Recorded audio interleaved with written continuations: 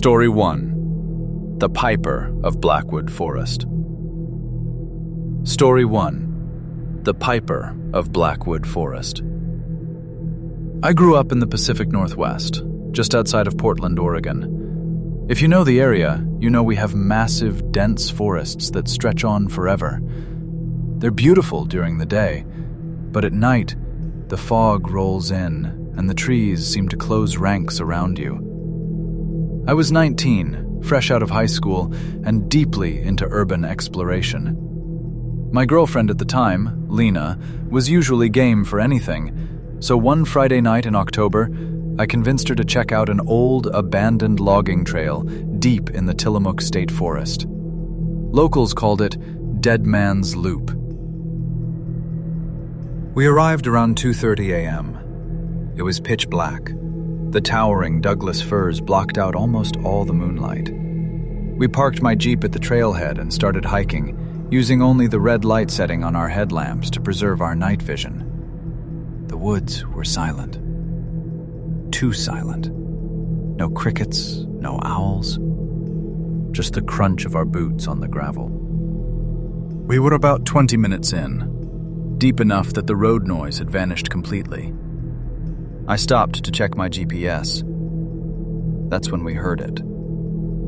It started faint, drifting through the mist. A melody. It wasn't a radio or a speaker. It was a wind instrument. A flute. Or maybe a panpipe. It was playing a fast, erratic tune. It sounded cheerful, almost manic, like a twisted nursery rhyme played at double speed. Toodle-toot, toodle-toot. Lena grabbed my arm. "What is that?" she whispered, her voice trembling. "Probably just some camper messing around," I said, though my gut was twisting. Who plays a flute in the middle of a forest at 3 a.m.? The music stopped abruptly. Silence returned, heavy and oppressive. We stood there for a minute, straining our ears. Then, the music started again. But it was closer. Much closer. It was coming from the dense underbrush directly to our right, maybe 30 yards away. Toodle-toot, toodle-toot. "Let's go," Lena hissed. "Now!" We started walking fast, heading back toward the Jeep. The music kept pace with us. It was parallel to the trail, moving through the thick ferns and blackberry bushes with impossible speed. Every time we sped up, the tempo of the flute sped up, mocking us. Then the music changed. It dropped an octave. It became a low, dissonant drone. Suddenly, a massive shape exploded out of the brush directly in front of us. Crash! It moved so fast it was just a blur of gray and matted fur. It didn't look like a deer or a bear. It was tall. It ran on two legs, but with a loping, hunched gait. It crossed the trail in a single bound and vanished into the darkness on the left side. I felt the wind of its passing on my face. The smell hit me a second later. Wet dog and rotting meat. Lena screamed.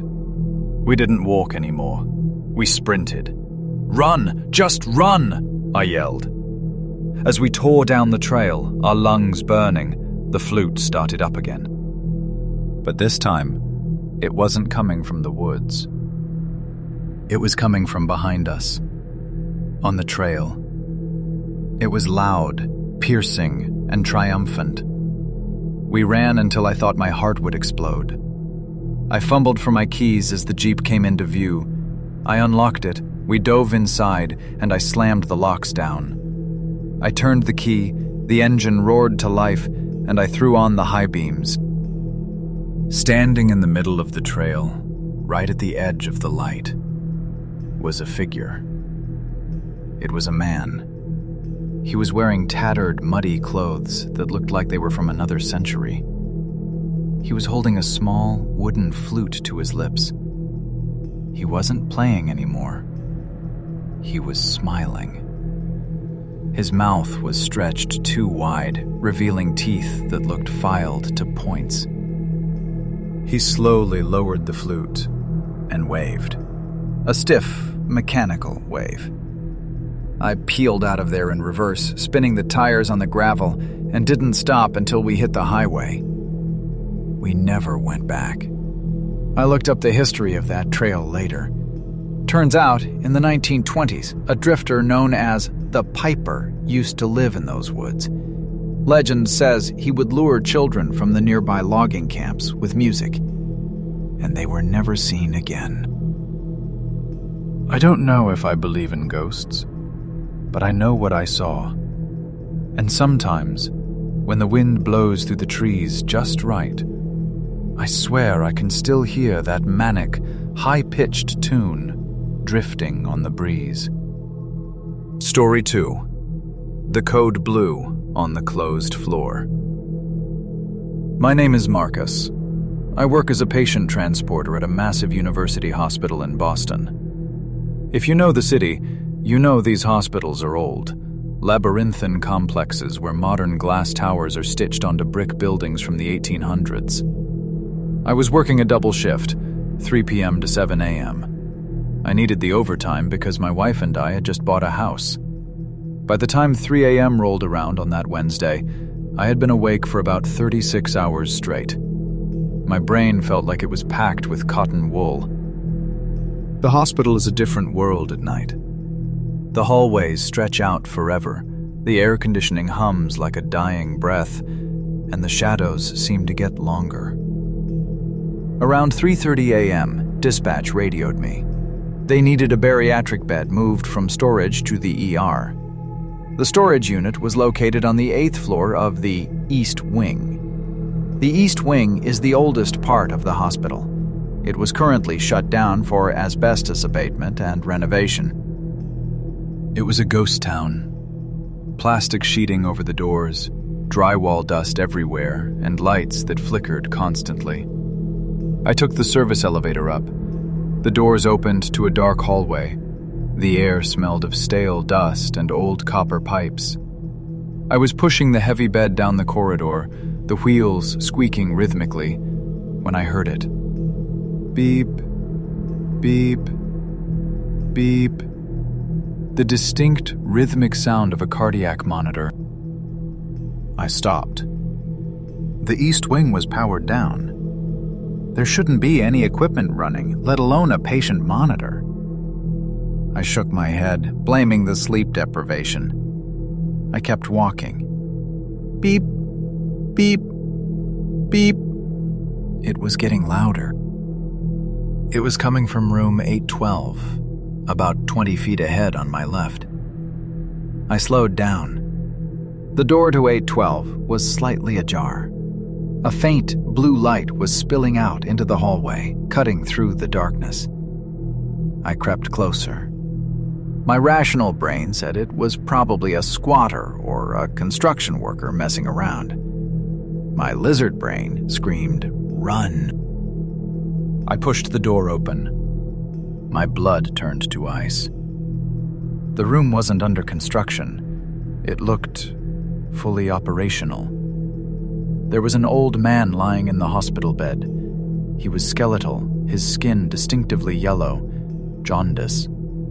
He was convulsing violently, his back arching off the mattress. Thick black fluid was bubbling out of his mouth, running down his chin onto the pristine white sheets. The monitor above him was flashing red. V-fib. The sound wasn't a beep anymore. It was a flatline tone.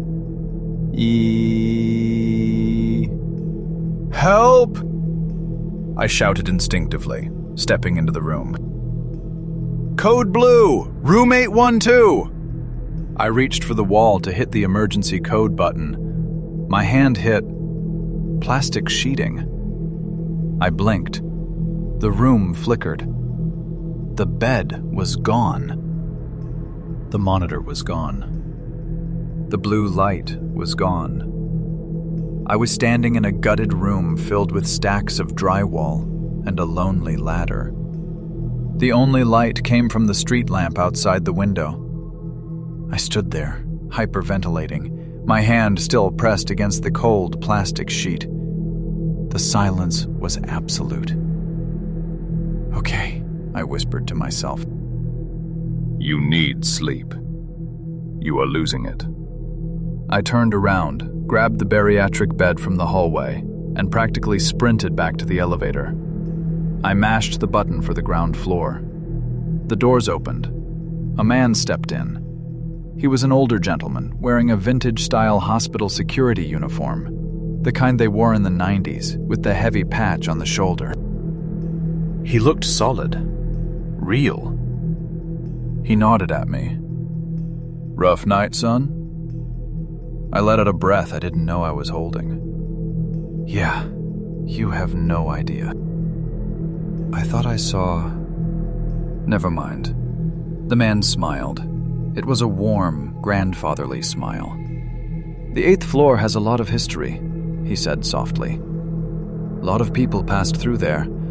Some of them aren't ready to leave." He reached out and patted my shoulder. His hand was freezing. Not cold from outside freezing. Dead freezing. The cold seeped through my scrubs and stung my skin. The elevator dinged at the 5th floor. "This is me," he said. He stepped out. As the doors started to close, he turned back to me. The warm smile was gone. His face was slack, and coming out of the corner of his mouth was a trickle of thick, black fluid. The doors shut. I rode the rest of the way down to the ER in a state of shock. I delivered the bed, told my supervisor I was sick, and clocked out immediately. I walked to the parking garage, the cold winter air biting my face. I needed to get away from that building. As I was unlocking my car, I looked up. The parking garage faces the east wing. I looked at the 8th floor. It was completely dark, except for one window. Room 812. There was a silhouette standing in the window. It was the old man. He was wearing the security uniform. He raised a hand and waved. A slow, stiff wave. I got in my car and peeled out. I haven't worked a night shift since. And I never, ever go to the East Wing alone. Story 3. The Tenant in the Cellar. My name is Elena. I live in a garden-level apartment in a historic brownstone in Carroll Gardens, Brooklyn. It's a beautiful neighborhood. Tree-lined streets, old brick buildings, and families walking their doodles. It feels safe. Expensive, but safe. My fiancé, Leo, is a consultant. Last October, he had to fly to London for a week-long conference, leaving me alone in the apartment. Our place is unique. It occupies the ground floor and the finished cellar, basement, of the building. The upstairs belongs to a quiet, elderly couple who spend half the year in Florida.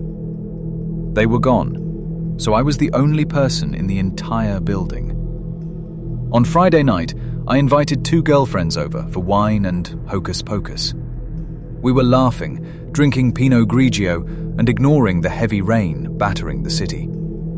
Around 9:30 p.m., the buzzer rang.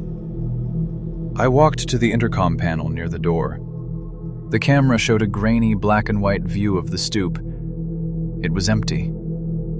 Probably just a delivery guy with the wrong address, my friend Jess said. We ignored it. But 20 minutes later, it rang again. Bzzzt. I checked the screen. Still empty. But this time, I saw the wet footprints on the concrete steps. Someone had been standing there and moved just out of frame before I looked. My friends left around midnight. I locked the heavy iron gate at the front entrance and the inner wooden door. I double-checked the windows. I felt secure. I fell asleep on the couch, watching TV. I woke up at 2:15 a.m. to a sound that made my skin crawl. Tap, tap, tap. It was coming from the window that faces the street. The window is protected by iron bars, but the glass is right at sidewalk level. I crept over and peeked through the blinds. A pair of dirty work boots were standing on the sidewalk, right in front of my window. I looked up.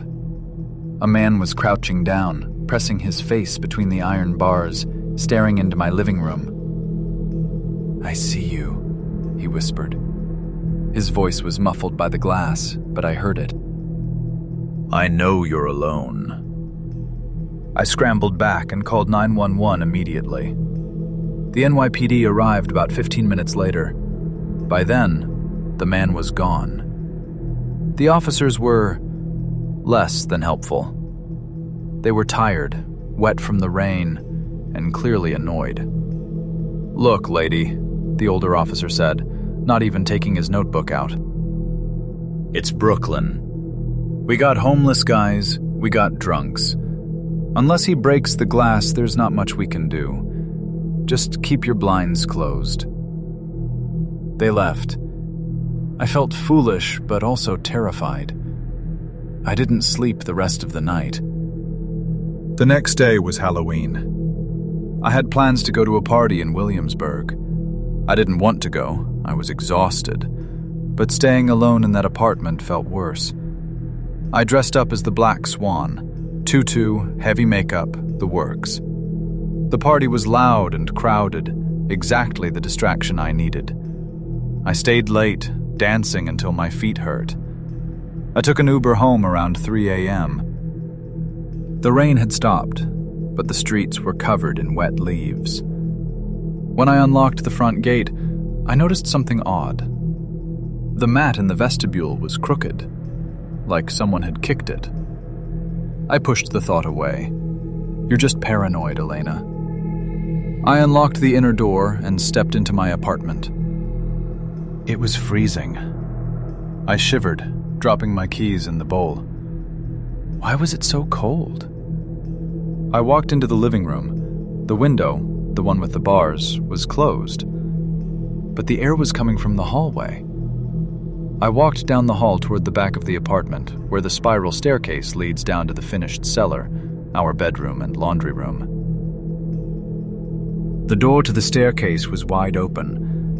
I always keep it closed to keep the heat upstairs.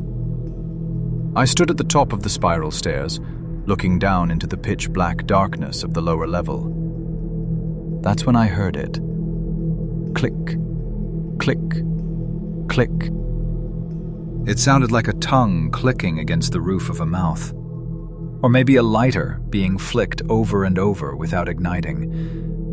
It was coming from the bottom of the stairs. "Leo?" I called out, my voice trembling, praying maybe he came home early. The clicking stopped. Then a voice drifted up from the dark. It wasn't Leo. It was deep, raspy, and amused. "You kept me waiting, Elena." My heart stopped. He knew my name. I didn't scream. I didn't freeze. I slammed the door to the staircase shut and threw the deadbolt. Then I turned and ran out of the apartment. I didn't even grab my coat. I ran out into the street in my tutu and corset, sprinting to the 24-hour bodega on the corner. I screamed at the guy behind the counter to call the police. This time, different cops showed up. They saw my face, saw the sheer terror, and they took it seriously. They drew their weapons and entered the apartment. They found him. He was hiding in the utility closet in the cellar. He had broken in through a small ventilation shaft in the backyard that led into the laundry room. He had squeezed through a space so tight, the police said it should have been impossible. When they dragged him out, he was smiling. He had my spare house key in his pocket. He had found it in a drawer downstairs. But the worst part? When the police searched the cellar, They found a chair set up directly facing the bottom of the stairs. And on the floor, next to the chair, were cigarette butts. A lot of them. Based on the pile, the police estimated he had been down there for at least 4 hours. He had broken in while I was at the party. He sat in the dark, in the silence, just waiting for the sound of the front door opening, so he could greet me. We moved out the next week. Broken lease, lost deposit, didn't care. I live on the 20th floor of a doorman building now. No garden level, no cellar, and I never, ever come home late alone.